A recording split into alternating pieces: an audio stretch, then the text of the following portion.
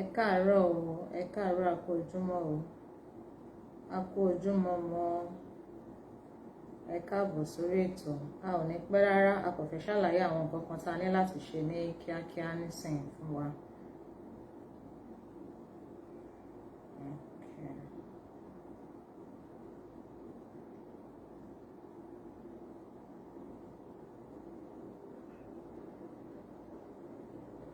Ẹ máa bá wa share bí ó ṣe ń wọlé, ẹ máa bá wa pín, ẹ máa bá wa share, ẹ máa bá wa pín lọ́lọ́kan òjọ̀kan bó ṣe ń wọlé.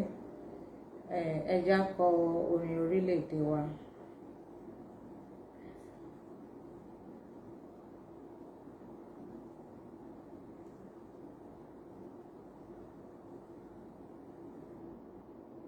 Bí àwọn èèyàn tí wọ́n bá mi pín ẹ̀yìn kìíní ìsílẹ̀ báyìí.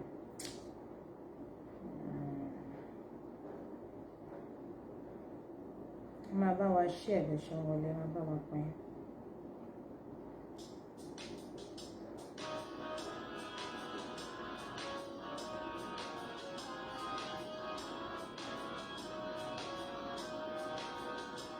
Iṣẹ́ wa fúnlẹ̀ wá, orílẹ̀ èdè wa, kàgbéga, kàgbéga, kàgbéga fáyẹ̀rí.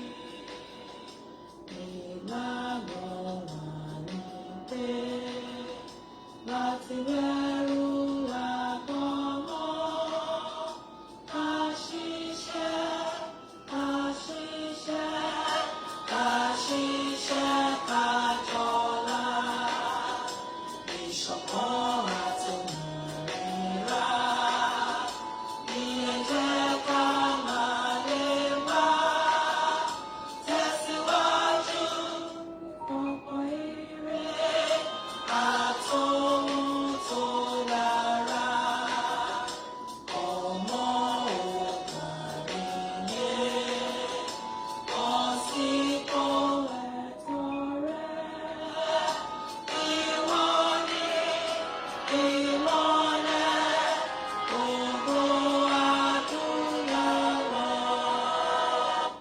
Àṣebákọ́dáyé ìbáṣẹ̀dá ọ̀run, gbanigbani tí ń gbani lọ́jọ́ ògúnlé. Olúwa ó ṣe àgbẹ̀ ọ̀gá.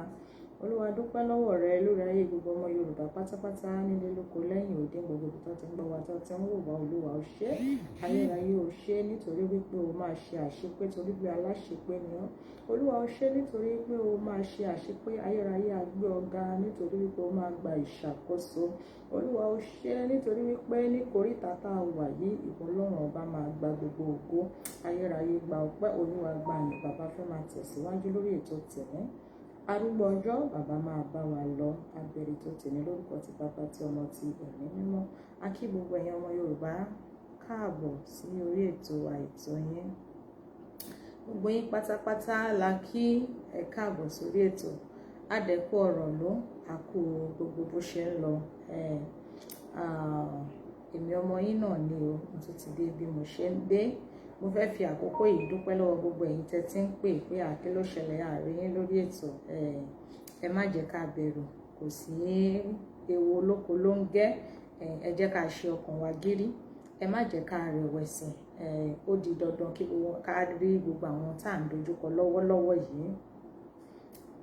Gbogbo àwọn tá à ń dojúkọ lọ́wọ́lọ́wọ́ yìí, ẹ má jẹ́ ká bẹ̀rù. Àjàyè la máa jà pẹ̀lú ògo Ọlọ́run. Mo fẹ́ ṣe àwọn àlàyé lóní kéékèèké kan fún wa lórí àwọn oríṣiríṣi informations tí a ti ń rí tí ó ń lọ lọ́tún lọ́sìn, pàápàá jùlọ lórí ti bàbá wa Chief Sunday Adéyẹmọ Ìgbòho. Pàápàá jùlọ lórí ti bàbá wa Chief Sunday Adéyẹmọ Ìgbòho. Àwa tá a bá ti rí àwọn voice record kan tí ó ń go viral, which that they need kí gbogbo wa ṣe iṣẹ́ lé lórí. Ẹ má jẹ́ ká bẹ̀rù, ẹ má jẹ́ ká fòyà. Tó bá jẹ́ wípé lótìítọ́ àti lódodo òun la nífẹ̀ẹ́ bàbá yìí, ẹ jọ̀ọ́ ẹ jẹ́ ká ṣiṣẹ́ lé lórí. Àwa tí kò bá yé, ẹ jẹ́ ká pè wọlé pé báwo la ṣe máa ṣe ká lè ṣe ní àlàyé bí àwa náà ṣe máa kó ipa wa gbogbo wa kọ́ la lè lọ sí Benin láti lọ fi ẹ̀hónú hàn àbí láti lè lọ jáde síta láti lè lọ pariwo wípé Chief Sunday Igboho kì í ṣe criminal, ajìjàǹgbara ni, èèyàn dáadáa ni. So gbogbo akọ́la lè lọ síbẹ̀, àmọ́ ọ̀nà táwa náà bá ti lè tá a mọ̀ pé a lè fi ran struggle yìí lọ́wọ́, ẹ jẹ́ ká ṣe kí ni, ẹ jẹ́ ká ràn wọ́n lọ́wọ́. Ó ní àwọn letters kan tí a gbà ní ìdájí yìí, àwa tá a bá wà nínú àwọn group Yorùbá a ti rí pé oríṣiríṣi àwọn èèyàn ló ti ń post àwọn lẹ́tà yẹn kiri. It's not fake news at all, kò kì í ṣe fake news. Ẹ jọ̀ọ́ ẹ jẹ́ kí a ṣiṣẹ́ lé lórí. Wọ́n dẹ̀ ti ṣe lálàyé bá ṣe máa fìlì àwọn letters yẹn, wọ́n ti ṣe ní àlàyé fún wa.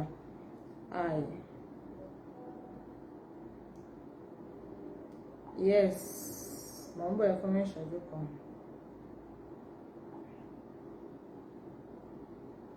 Hello, ẹ lè tún send mi ní voice record, so kí n play fáwọn èèyàn, lè send voice record, kò sí problem, mo ti wà live ṣẹgbọ́n. So ẹgbẹ́ bí mo ṣe ń sọ lọ, so a need láti tètè ṣiṣẹ́ lé lórí kí gbogbo wa ká sa gbogbo ipá tí a mọ̀ pé a lè sà láti fi gba bàbá yìí sílẹ̀, láti fi gba bàbá yìí sílẹ̀ ní ibi tó wà, tó bá jẹ́ pé lótìtọ́ àti lódodo bí gbogbo wa ṣe máa ń pariwo I stand with Sunday Igboho, I am Igboho Oòṣà, I am this, I am that. Àsìkò tá a ní láti fi ẹ̀hónú wa hàn òun leléyìí. Gbogbo wa pátápátá la dẹ̀ máa sọ wípé warrior ni Igboho, bàbá Igboho, alọ́ọ̀gù wọn, aṣegbá aṣàwo. Tó bá jẹ́ pé lótìtọ́ la nífẹ̀ẹ́ wọn gẹ́gẹ́ bá ṣe máa sọ, tí ò ń ṣe wípé a kò máa ń fi ẹnu sọ lásán ni, ẹ jẹ́ ká ṣe àwọn nǹkan tí wọ́n ní kí a ṣe yìí. Elédùmarè á gbà fún wa o. Mo ń bọ̀ ẹ fún mi ìṣẹ́jú kan. Please can you pin it for me? Pin it for me. Okay, so mo ti bèrè lọ́wọ́ admin wa kan bóyá wọ́n lè bá mi pin ní, bí wọ́n lè bá mi pin ní kinní yẹn síbẹ̀, so that a lè easy fún gbogbo wa láti mú níbẹ̀ láti tètè ṣe àwọn ohun tí a need láti ṣe,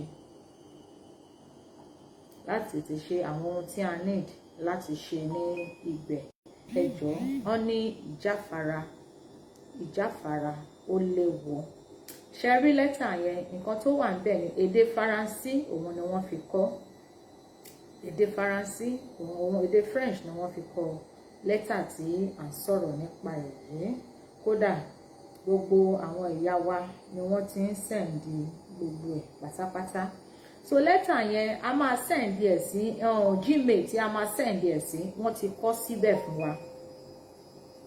Let me try. Okay, so mo ti ń try láti get in touch pẹ̀lú admin wa kan, so bóyá wọ́n lè bá wa pin ẹ̀ síbẹ̀ kí gbogbo wa kí a lè rí níbẹ̀ kó lè easy fún gbogbo wa. Iṣẹ́ tá a fẹ́ ṣe láàárọ̀ yìí nìyẹn o. Ẹ jọ̀ọ́, kò sí ìwọ tó bá fẹ́ pè wọlé béèrè báwo lo ṣe máa ṣe, àdẹ́dà rẹ̀ ti yín. Nǹkan tá a fẹ́ jọ ṣe ní àárọ̀ yìí nìyẹn. Kò sí ẹjọ́, tó bá jẹ́ pé lótìtọ́ àti lódodo la nífẹ̀ẹ́ bàbá yìí bá a ṣe máa sọ. So ẹ jọ̀ọ́, ẹ jẹ́ ká ṣe kí ni, ẹ jẹ́ ká ṣiṣẹ́ lé lẹ́tà yìí lórí. Okay, so ẹ jẹ́ ká ṣiṣẹ́ lé lórí. So mo ti sọ fún admin wa bí àwọn á try tó bá lè bá mi pin ẹ̀ síbẹ̀.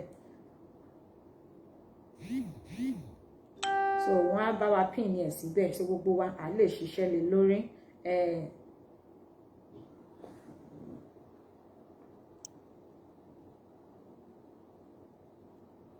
Ẹ kò lò, ẹ ṣeun, mo ti ń rí táwọn èèyàn ti ń sign ẹ, but jẹ́ n lọ sórí Facebook kí n lọ wò bóyá real one ni, because bí àwa ṣe ń gbé tiwa jáde ni àwọn aláyédèrú náà ń gbé tiwọn jáde. So ẹ jẹ́ n wọ Facebook lọ kí n lọ wo ìtí bàbá mi yìí bá mi pin síbẹ̀.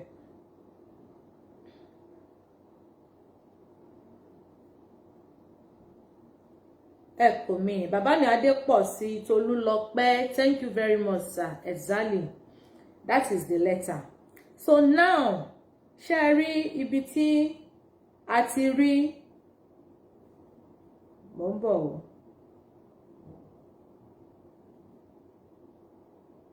Mo fẹ́ play voice record kan fún wa so that màá lè máa fi yẹn máa direct ara wa lórí lẹ́tà yìí tí a fẹ́ ṣiṣẹ́ lé lórí.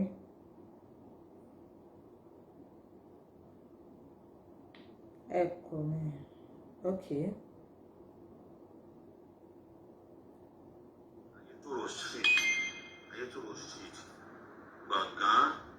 Ṣé rí ibi tí wọ́n ti kọ Mr. Adéyẹmọ Sunday Ìgbòho sí na pass on criminal pé kò kí ń ṣe criminal ní nǹkan tí wọ́n mìn síbẹ̀.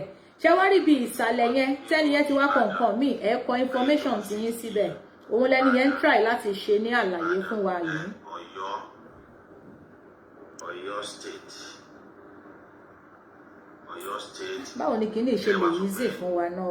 Nàìjíríà ṣẹ́ni kí mo ti parí ẹ̀ bẹ́yẹn so ó ti tán bẹ́yẹn pátápátá mo ti tán báyìí ṣẹ́ni kí mo ti kọ́ tán bẹ́yẹn so tí mo ṣe kọ́ yìí ẹ wá lè tẹ bẹ́ẹ̀ bóyá ẹ kọ́pì ẹ̀ padà sínú mẹ́yọ̀ ọ́ sínú bìkẹ́bọ̀ tí. Mo ń bọ̀ kìíní máa wà ó máa difficult fún àwa kọ̀ọ̀kan mi mo bí mo okay jẹ́ àwọn voice record yìí.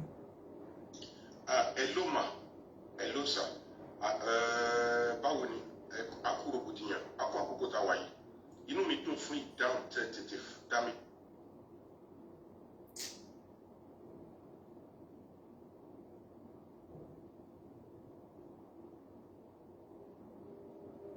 Okay, ẹ jẹ́ n play voice record yìí ká máa mú láti bẹ̀. Mo gbogbo wa gẹ́gẹ́ bí ọmọ Yorùbá. Ok, ẹ jọ̀ọ́ ẹ wà pẹ̀lú wa o, ẹ wà pẹ̀lú wa. Ẹ jọ̀wọ́ ẹ wo format tí mo fi sí. Ok, àwa tá à ń béèrè wípé what is the content of the letter? Letter yẹn dúró fún wípé kí àwa tá à ń sọ wípé a support olóyè Sunday Ìgbòho káwa náà kọ wípé orúkọ ti wá rèé o a mọ̀ Sunday Ìgbòho dáadáa wọn kì í ṣe criminal ajìjàngbara ni wọ́n nǹkan tí lẹ́tà yẹn wà fún nìyẹn láti jẹ́ kí àwọn ìjọba Benin mọ̀ wípé Sunday Ìgbòho kì í ṣe criminal pé pé Sunday Ìgbòho ẹ fún mi níṣẹ́jú bíi mélòó kan bàbá mi pé Sunday Ìgbòho kì í ṣe criminal ìdí tí a ṣe ní láti fìlì fọ́ọ̀mù yẹn nìyẹn so máa play voice record yẹn máa mú wa lọ síbi lẹ́tà yẹn ní ẹyọ kọ̀ọ̀kan so mo ti ń try láti get àwọn admin kí wọ́n bá wa pin ní kinní yẹn síbẹ̀ so that gbogbo wa máa rí níbẹ̀ a lè tètè ṣe iṣẹ́ lé lórí bá a ṣe ń sọ̀rọ̀ lọ́wọ́lọ́wọ́ yìí. Mo bẹ̀ yín ní orúkọ Ọlọ́run bí ẹ bá ti ń jí láàárọ̀ ìtẹ́ bá ti rí message anytime tẹ́ bá ti rí message tí mo send yìí format ẹ bá mi copy format lẹ́tà yìí sí orí email address tó wà lórí ẹ̀ lókè tó wà lókè yẹn ló lọ èdè French nìyí àwọn French làwọn tó máa gba lẹ́tà yìí láàárọ̀ yìí ẹ jọ̀ọ́ ẹ bá mi send ẹ bá mi copy ẹ. Ẹ má jẹ́ ká kàn máa fẹnu ṣe I stand with Ìgbòho òòṣà lásán o ẹ jẹ́ kí gbogbo wa play part wa lórí kinní yìí. Tí mo kọ French sí tí mo kọ Faransé sí yẹn ìbẹ̀lẹ̀ máa kọ nationality yín sí ibi tí mo kọ 5/3/2003. Ṣé rí tẹ́ bá ti ń wo lẹ́tà yẹn nísìn ẹ rí bì kan tí wọ́n kọ 5/05/03 yẹn tí ẹni yẹn kọ síbẹ̀ tó fi èdè French kọ ibẹ̀ làwa náà máa kọ gbogbo details wa sí so ẹ jẹ́ ká gbọ́ nǹkan tẹ́ni yẹn máa sọ. Ìbẹ̀lẹ̀ máa kọ date of birth mi sí ìyẹn ni wípé ẹnikẹ́ni tó bá ti lè pé ọmọ ọdún 18 ó lè kọ attestation yìí ránṣẹ́ sí wọn ibi tí mo kọ Ọ̀tàn Ayégbájú sí Nàìjíríà yẹn òun ibi tí wọ́n bí yín sí lẹ́ máa kọ ibi tí wọ́n bí yín sí. Bá a ṣe máa understand rèé o so ibi tẹ́ni yẹn kọ 05/03/2003 date of birth yín ló máa wà ní ibẹ̀ yẹn so ibi tí wọ́n kọ Ọ̀tàn Ayégbájú sí yẹn ẹ máa kọ agbègbè ibi tí wọ́n bí yín sí. Gẹ́gẹ́ bó ṣe àbíyà lórí identity card yín níbi tí mo kọ nọ́mbà 2 títí dé France sí yẹn ibẹ̀ ni àdírẹ́sì tẹ́ ń gbé ibẹ̀ lẹ́ máa fi sí. So ṣe ti ń gbọ́ ibi tí wọ́n kọ ẹ máa wo kinní yẹn a need láti pin ẹ̀ sí bíbá iná kátẹ̀ tó bẹ̀rẹ̀ ògbélé ìtàn ṣe yìí mò ń bọ̀.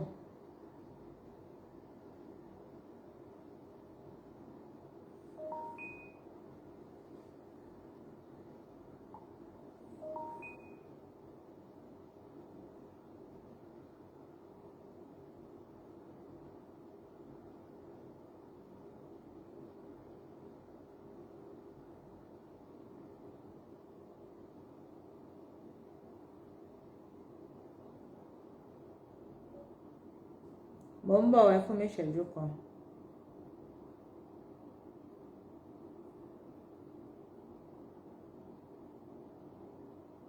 Okay.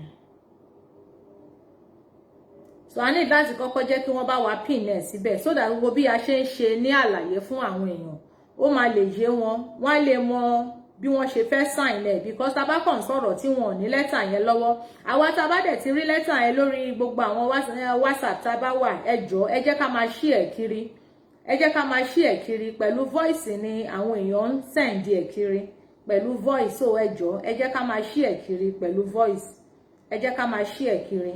Mo ti ní kí wọ́n bá mi pin ní lẹ́tà yẹn síbẹ̀ so that gbogbo wa á lè ṣe iṣẹ́ lé lórí lóní kíákíá, á lè tètè ṣiṣẹ́ lé lórí.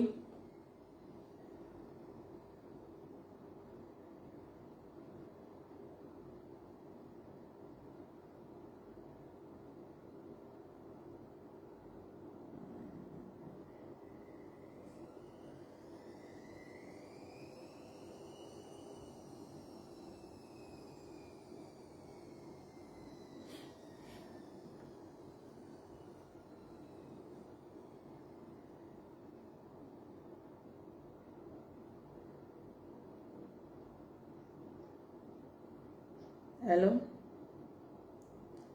Hello bàbá mi ẹ kú ojúmọ́. Ẹ jọ̀ọ́ mo send nǹkan sínú kinní sìn ẹ bá mi pin ẹ̀ sí orí kinní mo wà lórí program. Okay, ẹ ṣé mo ti send ẹ̀ sórí go. So wọ́n máa bá wa pin ẹ̀ nísìn. Wọ́n bá wa pin ẹ̀ síbẹ̀ sìn so a lè yé gbogbo àwa tí à ń ṣe ní àlàyé fún. A lè yé gbogbo wa so that a lè tètè ṣe iṣẹ́ lé lórí. Ó dẹ̀ ṣe pàtàkì, ó ṣe kókó.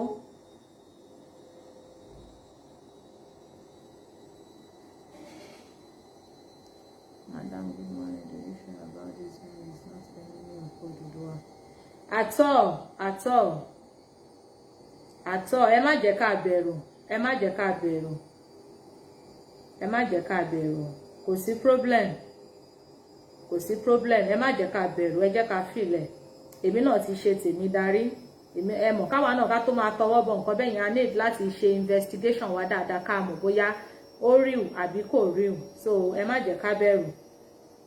Ẹ má jẹ́ ká bẹ̀rù. Àwa náà ti ṣe tiwa ká tó ní a fẹ́ jáde síta láti pé ká encourage àwọn èèyàn wa náà láti pé kí wọ́n ṣiṣẹ́ lé lórí.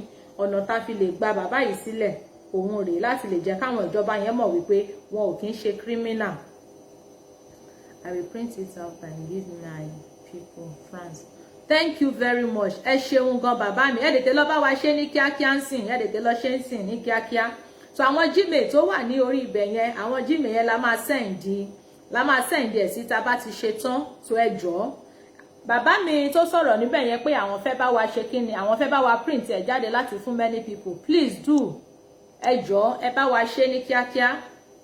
I'm unable to copy the letter. Ẹ má worry, wọ́n máa tó bá wa pin ní letter yẹn síbí báyìí sìn. Wọ́n á bá wa pin ẹ̀ síbí. Wọ́n á bá wa pin ẹ̀ síbí. Àwọn èèyàn gan ti ń send ẹ̀ síbẹ̀. Wọ́n ti ń send ẹ̀ sínú ilé níbẹ̀. Wọ́n ti ń send ẹ̀ síbẹ̀. Mr. Adeposin, wọ́n ti bá wa send ẹ̀ síbẹ̀. So but mo ń try láti pé kí wọ́n bá pin ẹ̀ síbẹ̀ làwọn èèyàn máa fi rí dáadáa tí wọ́n bá ti bá wa pin ẹ̀ síbẹ̀ òun làwọn èèyàn máa fi rí lọ́ fi máa rí lẹ́tà yẹn dáadáa. Hello. Hello. Ẹ káàárọ̀ o.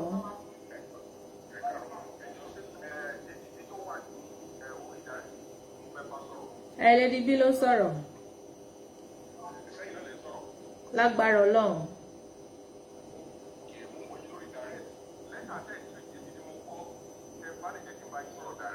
Okay. Ṣé kí n gbé yín sí speaker àbí báwo? Okay.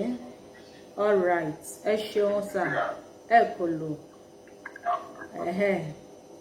Hello. Ó yá àwọn èèyàn ń gbọ́ yín.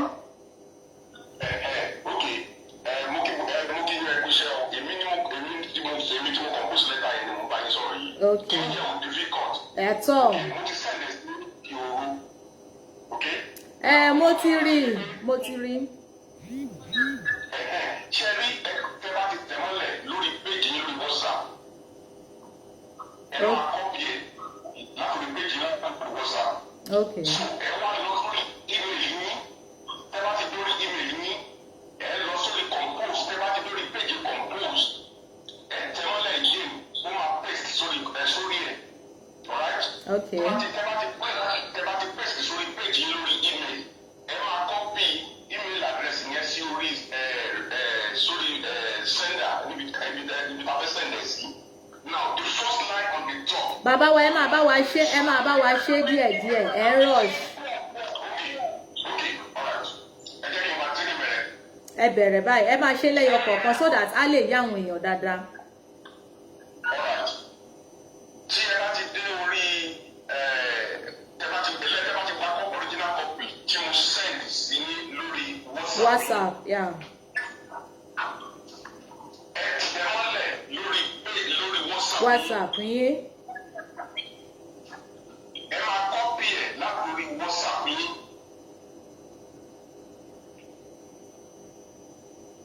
Ẹ tẹ̀síwájú. Alright. Ẹ máa lọ sí orí email yín. Ẹ bá ti kọ́pì ẹ̀ látòrí WhatsApp. Yeah. So tẹ bá ti lórí email address yín ẹ wá lọ sórí compose lórí email yín. Ẹ̀yin èèyàn wa hold on sir, ṣé ó ń yé yín bí wọ́n ṣe ń ṣe ní àlàyé fún wa yìí? Ẹ jọ̀ọ́ ẹni tó bá wa send nínàsì petition síbẹ̀ yẹn kò kí ń ṣe original, ẹ jọ̀ọ́ ẹ bá mi yọ kúrò lẹ́sẹ̀kẹsẹ̀ bẹ́ẹ̀ yẹn, ẹ rọra bá mi yọ kúrò, ẹ ṣé. Bàbá Ahmed Àkànní ẹ bá mi yọ http tẹ́ fi síbẹ̀ yẹn fake ni, ẹ bá mi yọ kúrò ẹ jọ̀ọ́. Ẹ tẹ̀síwájú sà. Now tẹ bá ti dórí email yín tẹ bá ti dórí compose. Okay. Ṣé kò máa fún yín ní new page? Bẹ́ẹ̀ni.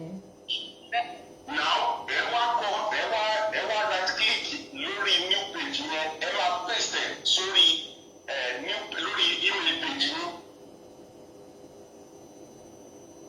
Ẹ tẹ̀síwájú. Alright. Ṣé rí email address méjì tó wà lókè yẹn ó ní destination tá a fẹ́ send ẹ̀ sí.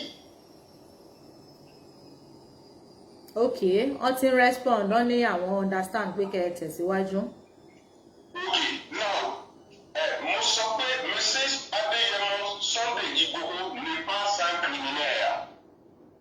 Nti olówó ajẹ́ subject yín that is wípé ọ̀gbẹ́ni Sunday Adéyẹmọ Sunday alias Igboho kì í ṣe ọ̀daràn.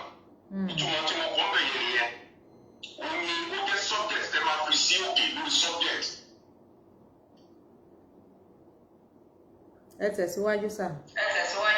Now lẹ́tà gangan ká máa kọ ní Jésù sí ní Ọlábọ̀dé Felix. Ọlábọ̀dé Felix yẹn ẹ máa click lórí Ọlábọ̀dé Felix yẹn ẹ máa delete Ọlábọ̀dé Felix.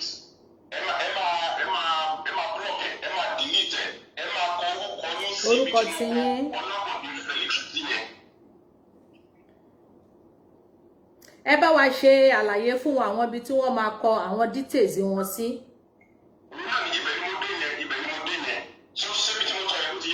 Bẹ́ẹ̀ni. Ibi tí mo kọ Faransé sí yẹn nationality yìí lè máa kọ síbẹ̀. Ẹ máa delete ìyẹn mìíràn. Ẹ máa wá kọ nationality yìí tó bá jẹ́ pé Italy ní, tó bá jẹ́ pé Nàìjíríà ní, tó bá jẹ́ pé Amẹ́ríkà ní. Ibi tí mo kọ Faransé sí yẹn ẹ máa kọ nationality yìí síbẹ̀ yẹn. Okay. Now ẹ jọ̀ọ́ ẹ fún mi ní ìṣẹ́jú kan bàbá mi mo ń bọ̀. Admin mo ti rí pé àwọn admin wa ti débẹ̀. Bàbá mi ṣe ohun yẹn loud kí ló ṣẹlẹ̀ mo ń gbọ́ra mi lẹ́ẹ̀mejì o.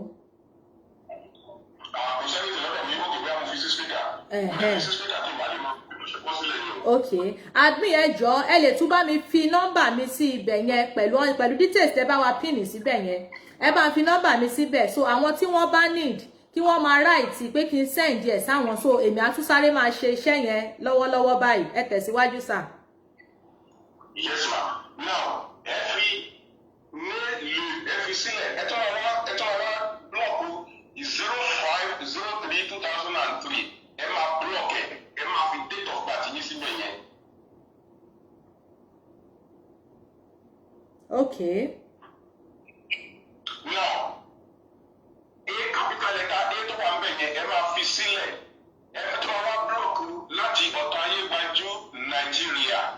Ẹ máa búlọ̀kù ẹ máa fi ìlú tí wọ́n bí yín sí ibi tí mo kọ ọ̀tọ̀ Ayégbájú Nàìjíríà sí yẹn.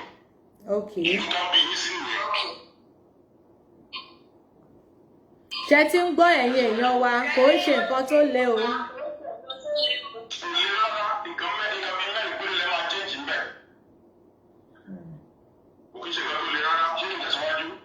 Ẹ tẹ̀síwájú sà. Náà ṣe rí ibi tí mo kọ tù sí yẹn láti ibi tí tù wà ẹ máa búlọ̀kì dé ibi tí mo kọ France sí ibẹ̀ lẹ́ máa kọ àdírẹ́sì mi sí. Okay. Tó ti yẹ wá sí iṣẹ́ tẹ̀lé sí ẹ̀yẹ ti parí. Okay. Ibi tẹ́ ẹ kọ 0503-2003 yẹn. Bóyá date of birth ṣe mo ń bọ̀ náà ẹ jẹ́ ṣàlàyé fún wa ẹ̀yin èèyàn wa tẹ́ bá ti rí kíní mi information yìí lórí WhatsApp ṣe rí Gmail tó wà lókè Gmail méjì ló wà ńbẹ̀ ẹ wá rí Mr. Adéyẹmọ Sunday Ìgbòho nísà ẹ rí pé wọ́n fi paragraph sí wọ́n fi àyè síbẹ̀ ẹ wá lọ sí jésù èmi ò mọ French ká o ibi JESU kìíní kan Ọlábọ̀dé Felix tí wọ́n kọ yẹn so orúkọ títí yín ló máa wà ńbẹ̀ ẹ̀yin náà máa kọ J kìíní kan tí wọ́n kọ yẹn ẹ wá kọ orúkọ yín síbẹ̀.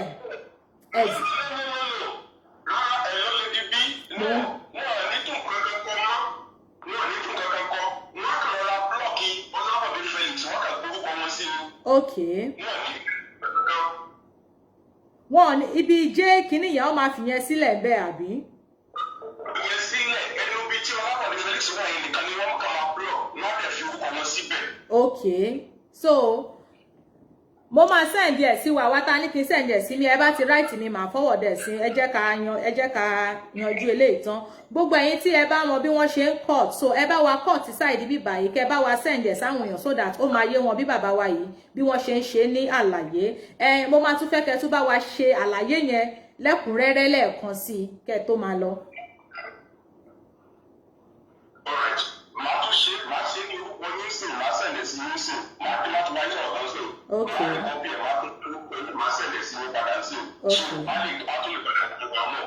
Níbi tí mo kọ bẹ́ẹ̀ ṣe wò bí ó ṣe wà lórí screen lọ́dọ̀ mi níwájú lórí péjì program Lady B yìí. Ẹ fi ìsàlẹ̀ níbi Jésù sí ni ẹ fi gbogbo ẹ̀ka máa block Ọlábọ̀dé Felix. Bó ṣe wà yìí gẹ́lẹ́ ẹ̀ka block Ọlábọ̀dé Felix ẹ̀kọ́ Lady B síbẹ̀ yẹn. Nǹkan tèmi náà ṣe lálàyé nìyẹn pé wọ́n máa gbé Ọlábọ̀dé Felix yẹn kúrò wọ́n wá kọ orúkọ wọn sáyé mi fẹ́ kọ orúkọ mi máa kọ Lady Best síbẹ̀.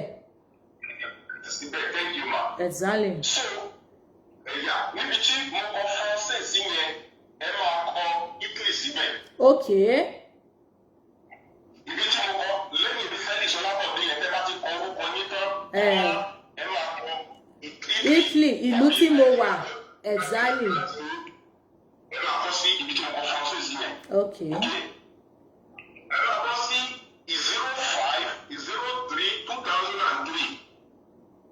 Ẹ dúró bàbá mi ibi NELE yẹn ọmọ akọ yẹn náà síbẹ̀ àbí. Okay.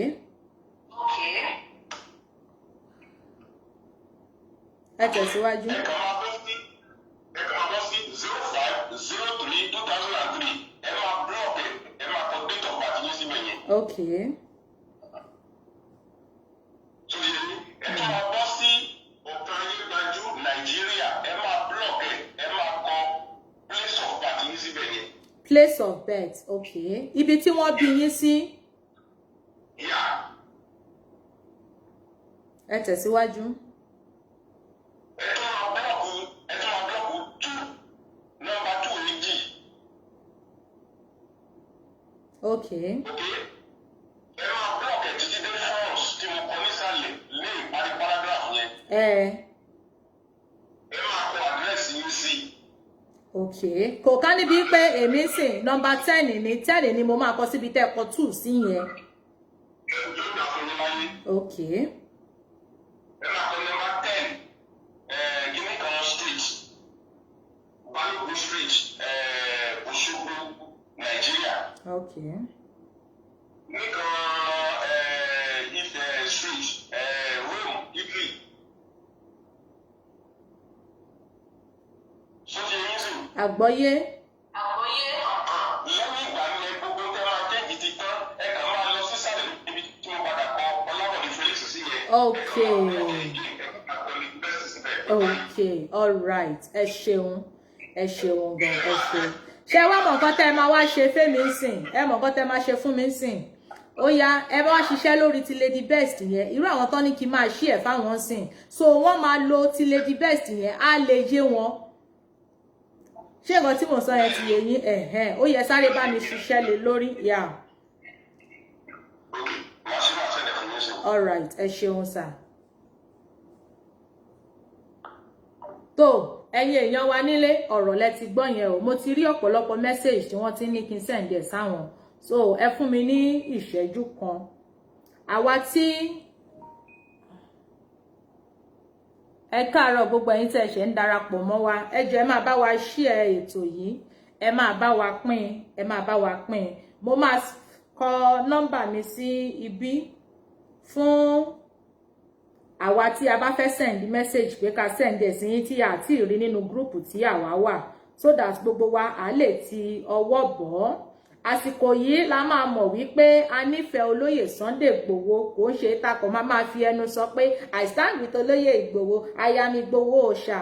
Now this is the time for you to prove it. 3935120897117. Okay, so ẹ̀yin tẹ́ bá nídẹ̀ nọ́mbà mi ni mo ti kọ sí ibẹ̀ yẹn fún yín, and wọ́n ti bá wa pin yẹn. Àwa tá bá lè ṣe látorí Facebook wa ń bí báyìí náà, àwa náà lè ṣiṣẹ́ lé lórí. Àmọ́ wa tá bá ti get ẹ̀ látorí Facebook bí wọ́n ṣe bá wa pin yẹn sílẹ̀ ń bẹ̀ yẹn, ẹ kàn sórí nọ́mbà tí mo send sí wa yìí, so a lè send ẹ̀ sí yín. So that gbogbo wa a lè ṣe iṣẹ́ lé lórí. Mo lérò pé gbogbo wa ni a gbọ́ gbogbo àlàyé tí arákùnrin yẹn ṣe fún wa lẹ́kùnrẹ́rẹ́, torí ẹ̀ mo tún ṣe ní kí wọ́n tún I'm done with my own. Akíntola Ògúnjọbí, God bless you sir. Àwa tá bá ti ń ṣe ẹ jẹ́ ká máa padà wá wípé I'm done with my own, pé a ti ṣe, pé èmi náà ti ṣe, èmi náà ti sign. So yẹ kí gbogbo wa ká máa sign. Fáwa tí a ṣẹ̀ṣẹ̀ ń darapọ̀ mọ́ wa ní orí ètò yìí, ohun tá ń sọ̀rọ̀ lé lórí. Please your WhatsApp number. Okay, ẹ ṣeun. Wọ́n ti bá mi pin ní WhatsApp number mi síbẹ̀. WhatsApp number mi síbẹ̀. So ẹ jọ̀ọ́, àwa tá ṣe ń darapọ̀ mọ́ wa, ohun tá ń sọ̀rọ̀ lé lórí ni wípé ó ní lẹ́tà tá need láti sign láti jẹ́ kí àwọn ìjọba Kútọ̀nù, àwọn Benin, kí wọ́n mọ̀ wípé olóyè Sunday Igboho kì í ṣe criminal, pé olóyè Sunday Igboho kò kì í ṣe terrorist, pé olóyè Sunday Igboho kò kì í ṣe bandits, pé olóyè Sunday Igboho èèyàn dáadáa ni, wípé ajìjàǹgbara sì ni wọ́n pẹ̀lú, pé wọn ò dẹ̀ kì í ṣe oníjàgídíjàgan. So a máa sign lẹ́tà yẹn, a máa fìlì ẹ̀. Òun ni bàbá wa yẹn ti ṣe ní àlàyé fún wa. Àwa tá bá ṣe ń darapọ̀ mọ́ wa, bóyá kẹ́ padà sẹ́yìn kẹ́ lọ gbọ́ voice bàbá wa tí wọ́n pè wọlé. Your WhatsApp number is there. Ó wà nísàlẹ̀ bẹ́ẹ̀, ẹ wo ìsàlẹ̀, WhatsApp number mi ti wà níbẹ̀. So ẹ máa write mi so that màá lè máa forward ẹ̀ sí wa. Àwa tí a bá get ẹ̀, although wọ́n ti bá wa pin ẹ̀ sí ìsàlẹ̀ ń bẹ̀ yẹn. Wọ́n ti bá wa pin ẹ̀ síbẹ̀. So àwa tí a bá get ẹ̀ láti bẹ̀ yẹn, done and sent now. Ẹ ṣeun, àwọn èèyàn wa ti ń get ẹ̀. Ẹ ṣeun gan, bàbá wa kan náà ti sign nísìn. Engineer àwọn náà ti sign nísìn. So àwa tó kù ẹ jọ̀ọ́, ẹ má jẹ́ ká jáfira. Eléyìí ò kì í ṣe ọ̀rọ̀ irọ́ o, àbí àwọn social media yìí tún ti dé. No, ẹ jọ̀ọ́ nítorí tọlọ́run. Gbogbo wa kọ́, ẹ rí wípé gbogbo wa a lè pògìrì pé okay o, a fẹ́ sáré lọ sí Kútọ̀nù nísìn. Àmọ́ ọ̀nà táwa náà mọ̀ pa lè fi ràn wọ́n lọ́wọ́, ọ̀nà táwa náà mọ̀ pé a lè fi yọ olóyè Sunday Igboho níbi tí wọ́n wà níbẹ̀ yẹn. Ẹ jẹ́ kí gbogbo wa ṣe kíni, ẹ jẹ́ ká tètè ṣe, ẹ jẹ́ ká ṣiṣẹ́ lé lórí, ẹ jẹ́ ká tètè ṣiṣẹ́ lé lórí. ẹ jẹ́ ká tètè sáré ṣe iṣẹ́ lé lórí. Mo ti ń rí gbogbo àwa tá à ń send message pé kí n send ẹ̀ sí yín. Mo máa ṣe bí mo ṣe ń bá wa sọ̀rọ̀ yìí torí ó ṣe pàtàkì, ó ṣe kókó. Mo máa send ẹ̀ sí wa nísìnyí. Mo ti ń rí gbogbo àwọn message wa, mo ti ń send ẹ̀ sí àwa kọ̀ọ̀kan. So máa ṣe nísìnyí. So ẹ jọ̀ọ́ ẹ má jẹ́ kẹ́rù bá wa, kò sí nǹkan tó máa ṣẹlẹ̀. Àsìkò tá ní láti dúró ti bàbá wa yìí rèé kí wọ́n lè mọ̀ wípé lótìtọ́ àti lódodo gbogbo àwọn ọmọ Yorùbá la wà pẹ̀lú wọn.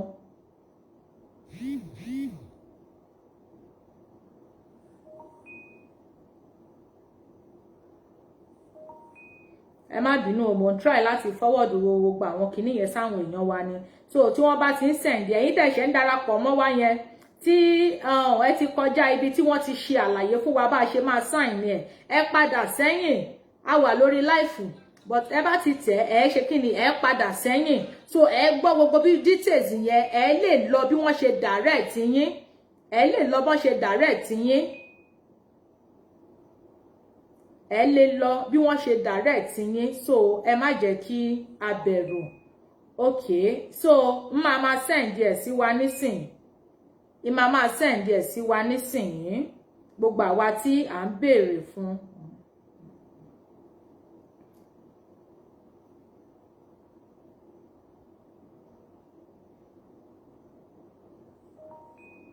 Ìwọ tó bá send mi ní message kò sí bí mo ṣe fẹ́ send ẹ o torí ẹ̀ la ṣe fi nọ́mbà mi síbẹ̀. So àwa tá a bá need ẹ mo ti ń send ẹ sáwọn kọ̀ọ̀kan wọ́n dẹ̀ ti ń receive ẹ wọ́n ti ń rí. So àwa tá a bá need ẹ jẹ́ ká ṣe kí ni ẹ jẹ́ ká kàn sí mi. Ẹ kàn sí mi, ẹ kọ write mi pé ẹ need link yẹn kí n dẹ̀ ṣe kí ni kí n máa forward ẹ̀ sí yín lẹ́sẹ̀kẹsẹ̀ láì fi àkókò ṣòfò.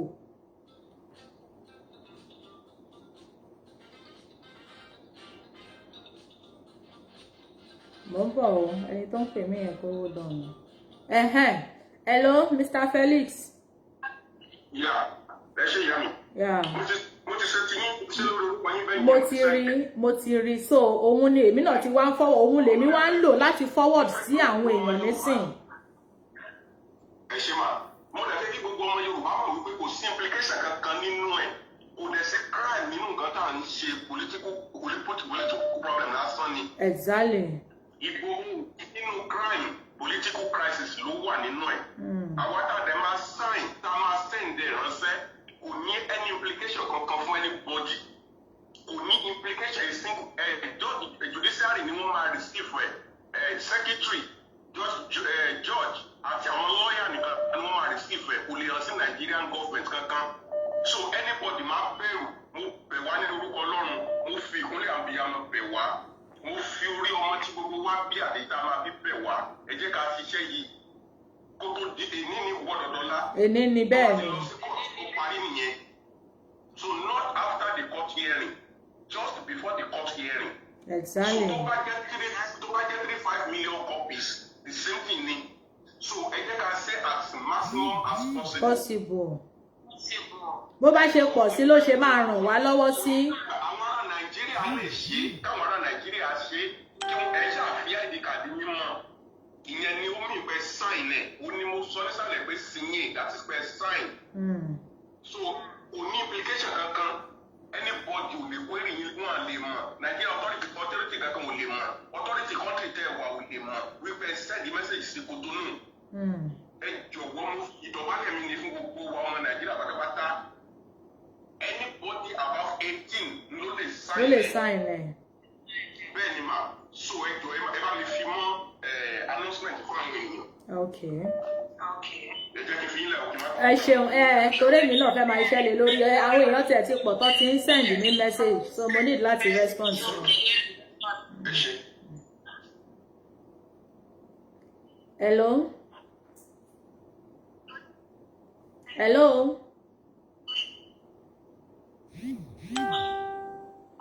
Ẹ jẹ́ ká ṣì hold on for now so ẹ jọ̀ọ́ ẹ má tí pè wọlé ẹ jẹ́ sáré rush gbogbo àwọn tí wọ́n ti send mi ní kinní yìí so that màá lè sáré forward ẹ̀ sí gbogbo wọn.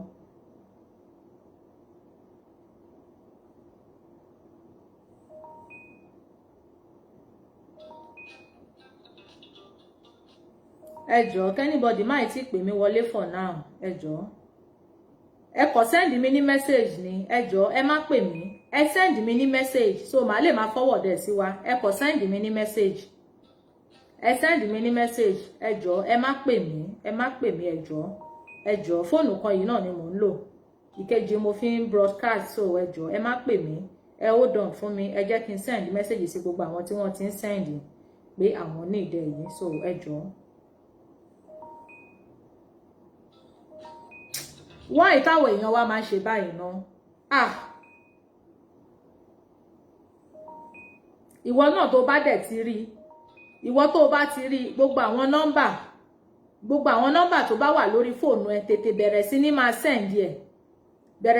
send ẹ̀ sí wọn kó máa sọ fún wọn kó máa jẹ́ kí wọ́n máa mọ̀ máa send ẹ̀ ní kíákíá ní kíámọ́sá máa send ẹ̀ sí wọn gbogbo ẹ̀yin tẹ́ ṣe ń darapọ̀ mọ́ wa ẹ tètè gbogbo ẹ̀yin tẹ́ ṣe ń darapọ̀ mọ́ wa ẹ tètè máa sign ẹ̀ gẹ́gẹ́ bàbá yẹn ṣe ní àlàyé wípé ká má bẹ̀rù kò sí nǹkan kan tó máa ṣẹlẹ̀ so ẹ má jẹ́ ká bẹ̀rù ká má sọ pé torí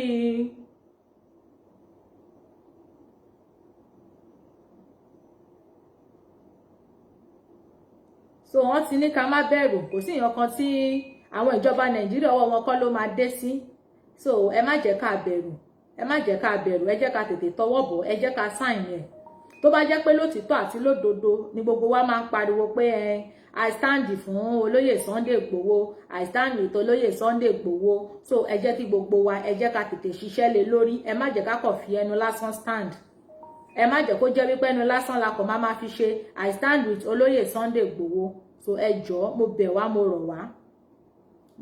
mo rọ̀ wá ẹ má jẹ́ ká fẹnu ẹnu ò ṣe o ọ̀nà tá fi lè ràn wọ́n lọ́wọ́ gangan òun lọ̀nà tá ń tọ̀ yìí ọ̀nà táwa náà fi lè support wọn òun ni nǹkan tá ń ṣe lọ́wọ́lọ́wọ́ yìí so tó bá jẹ́ pé lótìtọ́ àti lódodo nìwọ náà nífẹ̀ẹ́ olóyè Sunday Adéyẹmọ Ìgbòho ló dẹ̀ fẹ́ kí wọ́n kúrò níbi tí wọ́n wà yẹn so ìwọ náà tètè ṣe kíni tètè support tètè sign ẹ̀ ní kíákíá má jẹ́ kó pẹ́ tètè sign ẹ̀.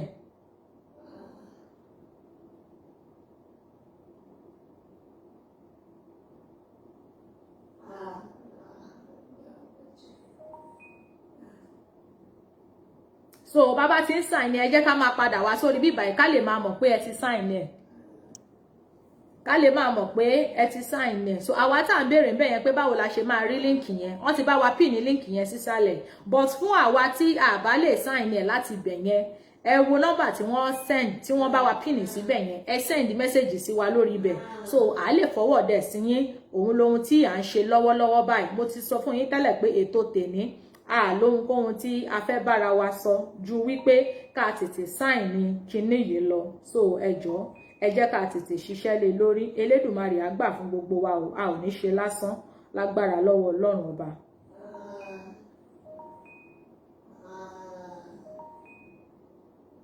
gbogbo àwa tá a wà ní Nàìjíríà náà mo ti ń rí mẹ́sẹ̀gì gbogbo wa àwa náà lè sign ní gẹ́gẹ́ bí bàbá yẹn ṣe sọ ẹ jọ̀ọ́ mo ti ní kẹ́nìbọ̀dì má pè mí tẹ́ anybody bá pè mí mi ò ní pick so ẹ jọ̀ọ́ nǹkan tó ṣe pàtàkì òun gangan ni à ń ṣiṣẹ́ lé lórí so ẹ jọ̀ọ́.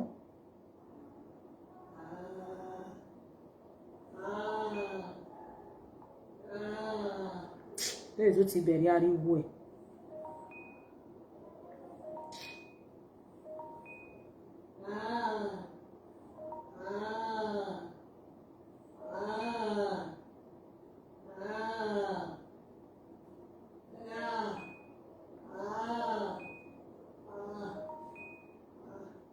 ó ga o ọlọ́mọ ẹ̀kí fóònù yìí laná lèmi mo ti ní kí anybody má pè mí I'm not ready to pick calls.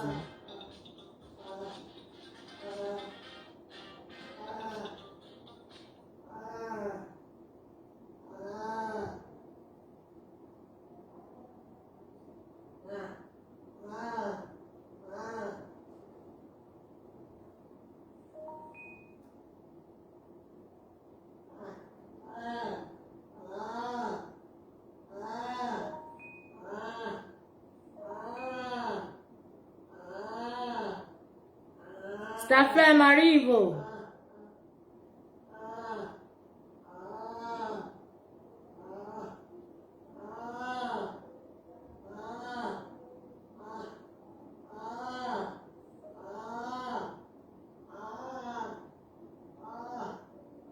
so ẹ jọ̀ọ́ ẹ jẹ́ kí gbogbo wa ká máa ti ọwọ́ bọ̀ ẹ rí pé mi ò lè sọ̀rọ̀ mọ́ mo ní láti concentrate kan ó ga jù ẹ jọ̀ọ́ ẹ má kàn jẹ́ ká máa sọ pé alẹ́ dídí di link ẹ rí pé ṣẹ́ ni mò ń ṣe yìí ẹ má jẹ́ ká kàn máa ṣe di link o ẹ máa tọwọ́ bọ̀ ni o di link yẹn gangan kọ́ ni kókó bí kẹ́ ẹ tọwọ́ bọ̀ o so ẹ jọ̀ọ́ ẹ má jẹ́ ká kàn máa ṣe di link ẹ máa tọwọ́ bọ̀ ni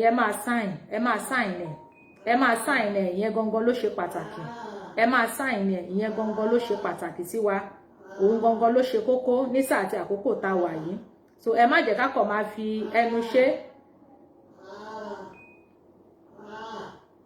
I just okay fáwa tá a ṣe ń darapọ̀ mọ́ wa nísìnyí ẹ jẹ́ ká lọ wo prógrámù yìí lẹ́yìn so wọ́n ti ṣe àlàyé lẹ́kùnrẹ́rẹ́ bí a ṣe máa sign ní prógrámù bá a ṣe máa sign ẹ̀ so ẹ jọ̀ọ́ ẹ jẹ́ ká gbé prógrámù ẹ jẹ́ ká gbé sẹ́yìn ká sún sẹ́yìn díẹ̀ so that a lè gbọ́ àlàyé bí a ṣe máa sign ní lẹ́tà yìí kò ń ṣe nǹkan tó le rárá àti rárá kò kí ń ṣe nǹkan tó le rárá àti rárá so ẹ jẹ́ kí gbogbo wa ẹ jẹ́ ká ṣiṣẹ́ lé lórí ẹ jọ̀ọ́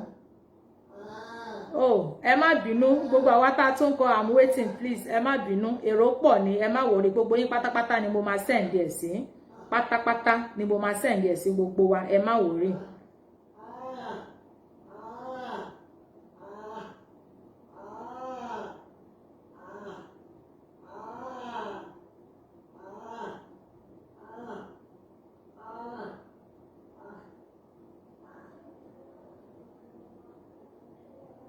fáwa tá ṣe ń darapọ̀ mọ́ wa send it to me tẹ́ bá ti write mi gbogbo yín tẹ́ bá ti write mi mo máa send ẹ̀ sí yín ẹ má worry fáwa tá ṣe ń darapọ̀ mọ́ wa ṣe rí lẹ́tà ta ní ká máa sign yìí lẹ́tà yẹn a fẹ́ sign ni a fẹ́ send ẹ̀ sí àwọn ìjọba Kútọ́nù àwọn Benin pé tó olóyè Sunday Igboho kì í ṣe criminal tí wọ́n pè wọ́n so nǹkan tá à ń ṣiṣẹ́ lé lórí sìn nìyẹn ìwọ tó bá mọ̀ wípé o nífẹ̀ẹ́ olóyè Sunday Igboho pé ọmọ Yorùbá tàtà dẹ̀ ní ẹ tètè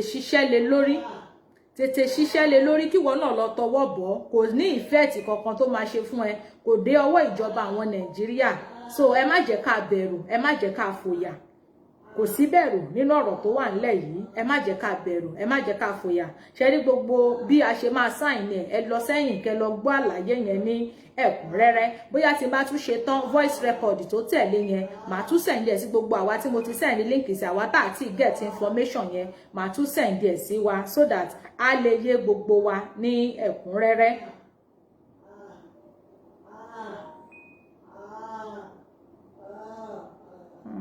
Oh God, I need láti help over on the inside.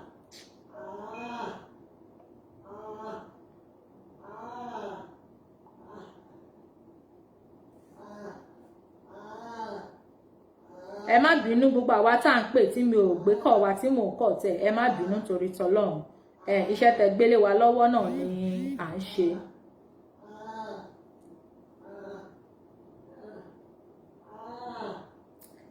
Are we going to say it's not a criminal man? I should write it on that email. Ìyá mi, Sherry, kíní tí mo send sí yín yìí, Sherry, ẹ lọ sí ẹ̀yìn torí tí bá ní kí n máa ṣàlàyé ẹ̀ kò fi bẹ́ẹ̀ sí time nítorí àkókò. Sherry program mi tẹ́ ń wò lọ́wọ́lọ́wọ́ yẹn. Ẹ lọ sẹ́yìn. Ẹ lọ sí ẹ̀yìn, ẹ gbé lọ sẹ́yìn díẹ̀. So ẹ gbọ́ gbogbo analysis bẹ́ẹ̀ ṣe máa sign ni ẹ̀ gbogbo nǹkan tẹ́ ẹ máa ṣe ibi tẹ́ ẹ ti máa kọ orúkọ yín ibi tẹ́ ẹ ti máa kọ date of birth yín ibi tẹ́ ẹ ti máa kọ ibi tẹ́ ẹ ń gbé ibi tẹ́ ẹ ti máa kọ ibi tí wọ́n bí yín sí gbogbo ẹ̀ pátápátá ló wà níbẹ̀ àti ibi tẹ́ ẹ ti máa sign nísàlẹ̀ ibi tí mo kọ Lady Best sí orúkọ tí yín náà ló máa wà níbẹ̀ tẹ́ ẹ dẹ̀ máa sign ẹ wá send ẹ̀ sí Gmail tí ó wà ní òkè is either the first one or the second one so òun mo ní kí n ṣe ní àlàyé fún yín ẹ ṣeun mà.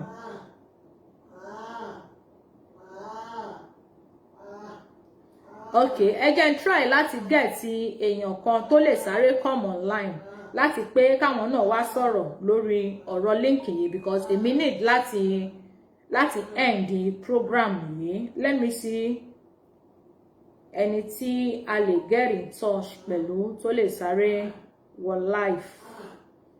Let's see. Let's see. Okay.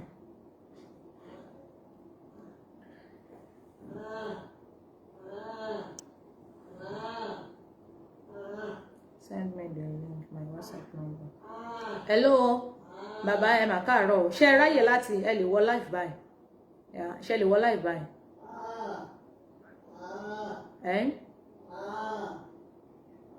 No. Ẹ̀rù ti báyìí. Kò ń ṣọ̀rọ̀ mítìnì o. Ẹ lè wọ live lórí Oòduà TV Radio nsìn.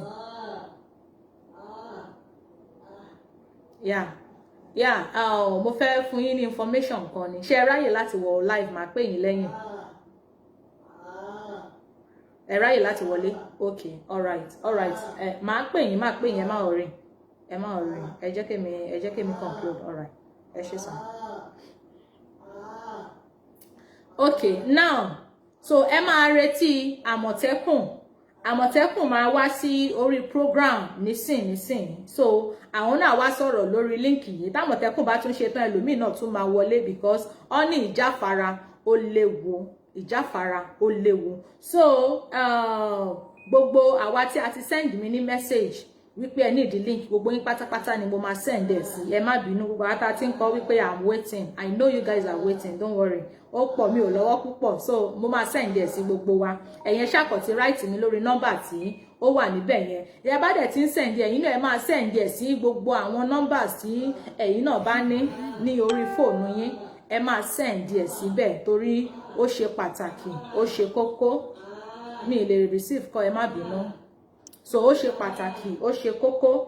Bàbá Àmọ̀tẹ́kùn máa wọ live lórí Oòduà TV Radio. Àwọn náà máa come on board very soon. So mi ò lè pick call, ẹ má bínú gbogbo ẹ̀yin tí ẹ ń pè, ẹ má bínú.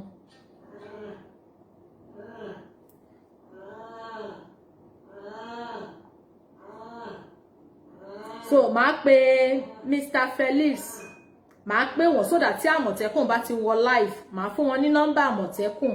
Wọ́n lè pe Àmọ̀tẹ́kùn náà so that àwọn tí wọ́n ṣe ń join ní wa tí wọ́n sọ wípé kò tí ì yá wọn, àwọn náà lè fi etí ara wọn gbọ́. Wọ́n lè ṣe ní àlàyé fún wọn bí wọ́n ṣe máa sign ní lẹ́tà yẹn. So gbogbo ẹ̀ la máa ṣiṣẹ́ lé lórí.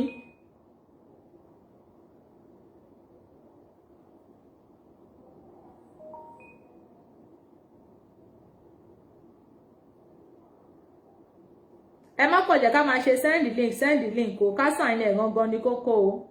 Ká sign ẹ̀ òun gangan ní kókó o. So ẹ jọ̀ọ́. Ká sign ẹ̀ òun ní kókó, òun gangan ní kókó.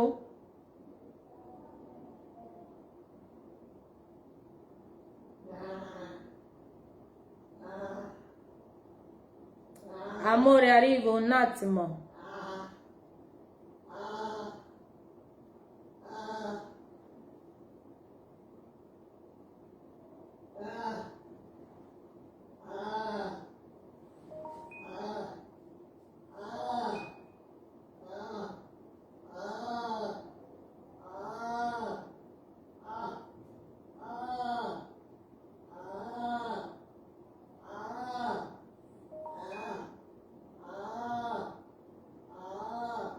Ẹ jọ̀ọ́ ẹ má mind ariwo tẹ́ ń gbọ́ background yẹn.